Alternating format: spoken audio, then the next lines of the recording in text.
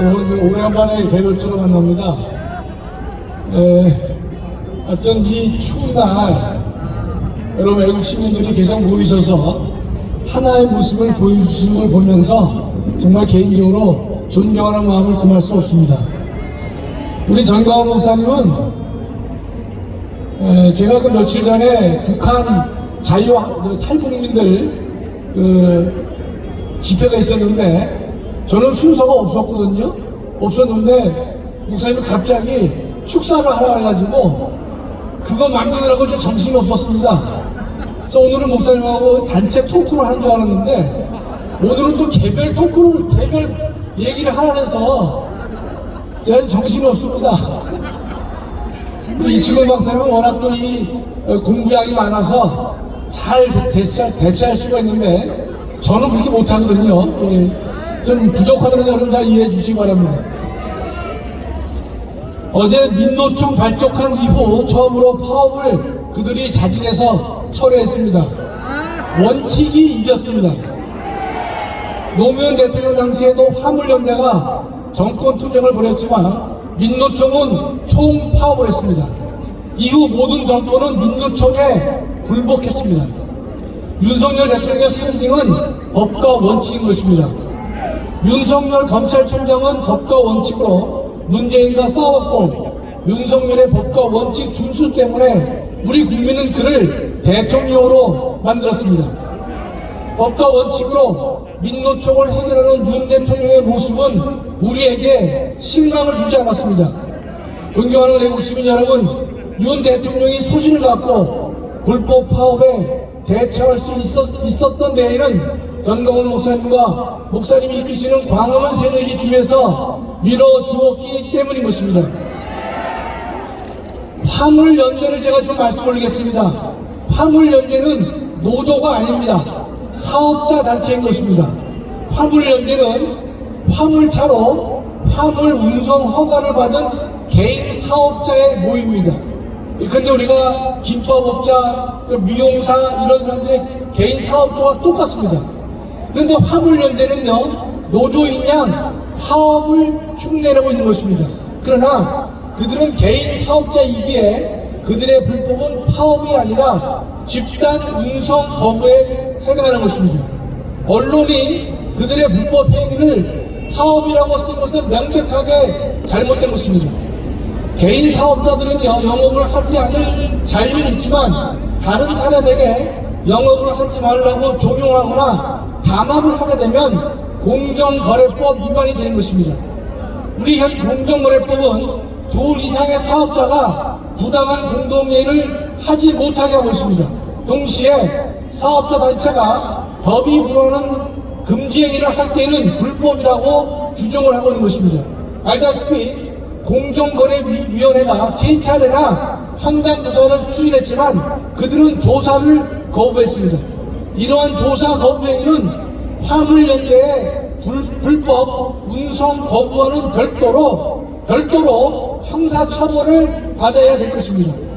공정거래법 제124조는 공정거래위원회가 부정을 조사할 때 폭언, 폭행, 고의적으로 현장 침입을 저지를 통해서 조사를 거부하거나 방해하거나 기피한 때는 처벌하도록 되어 있는 것입니다. 그들은 안전운임을 주장하지만 안전운임제는 운수사업자들이 근로자임을 전제로 만들어진 최저임금제와 같은 보호장치가 되는 것입니다. 개인 사업자의 삶의 문제는 경제활동 영역에 해당하는 것이기 때문에 이를 노동환경의 문제로 본 것은 명백하게 잘못된 것입니다. 다른 자영업자와도 형평성의 문제가 되기 때문에 시장경제 원리에 따라서 문제는 해결되어야 오는 것입니다.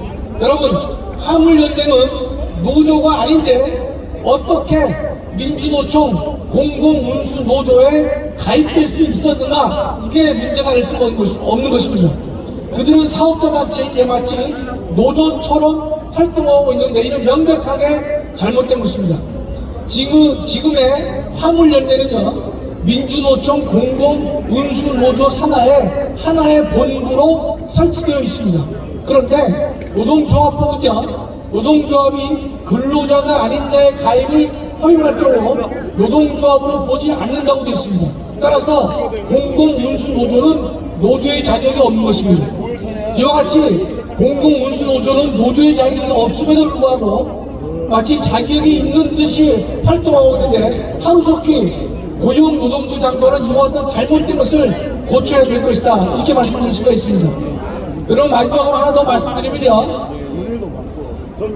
전교조가 박근혜 대통령 당시에는 법의 노조로서 지정을 받았는데 김명수 시대에 들어와서는 그 내용을 바꾼 바가 있습니다. 간단하게 말씀을 드릴게요. 과거의 노동법 시행령을 보면 법의 노조 통보제도가 있습니다. 그게 무슨 말이냐면 법적인 노조의 자격을 갖지 못한 사람들은요, 법의 노조라고 통보를 하도록 되어 있고, 법의 노조로 통보받은 모든 단체는요, 노동조합으로서 활동할 수가 없게 되어 있습니다. 2013년 해직자를, 전교조의 문제입니다. 해직자를 조합원으로 인정할 수가 없음에도 불구하고 전교조는 해직된 교사들을 노조의 자격을 인정했던 것입니다. 이것이 다퉈졌어요. 다퉈졌는데 당시에 서울 고등법원에서는요, 전교조에게 패소 판결을 내렸기 때문에 전교조는 법의 노조가 됐던 것입니다. 다시 말해서 전교조는 법의 혜택을 받지 못하는 정상적인 노조가 아니라고 박근혜 대통령 당시에 판결을 받았는데, 새로운 정권이 들어와서 이 문재인 정권 하에서 김명수 대법원이 이 사건을 번복하면서 법의 노조 통보 조항을 담긴 시행령을 무효라고 판정을 내렸습니다. 그래서 지금은요, 법의 노조에게 통보하는 장치가 존재하지 않습니다. 그렇기 때문에 이와 같이 화물연대와 같이 노조가 아님에도 불구하고 노조로 활동을 하더라도 그를 제외시키는 방법이 현재 존재하지 않는다, 이런 뜻입니다. 당시에 전교조를 살려준 김명수 대법원은요, 문재인에게 바친 이 판결은 문재인에게 바친 최고의 노동 선물이 아닐 수가 없는 것입니다. 김명수는요, 문재인을 대통령으로 만들어준 민노총에게 최고의 선물을 주었던 것입니다. 즉 전교조를 법의 노조에서 적법한 노조로 만들어준 인간이 바로 김명수가 된 것입니다. 뒤에는 문재인이 있는 것입니다. 따라서 현재 윤석열 정부 하에서는요, 법의 노조의 제도를 반드시 부활시키고 법적 요건을 갖추지 못한 노조에 대해서는 법의 노조로 규정해서 그들이 노조로 활동하지 못하도록 할 것이고, 노조로서 받은 각종의 혜택을 다 박탈해야 옳을 것이다. 이래야만 대한민국은요, 헌법 체계 내에서 올바른 노조 문화가 만들어질 것이다, 이렇게 믿고 있는 것입니다. 여러분, 오늘 좀 너무 이론적으로 설명을 드렸죠? 그러나 잘 이해를 하셨다고 봅니다. 구호 하나만 내주고 가겠습니다. 자, 김명수 구속하라. 김명수 구속하라. 문재인. 감사합니다.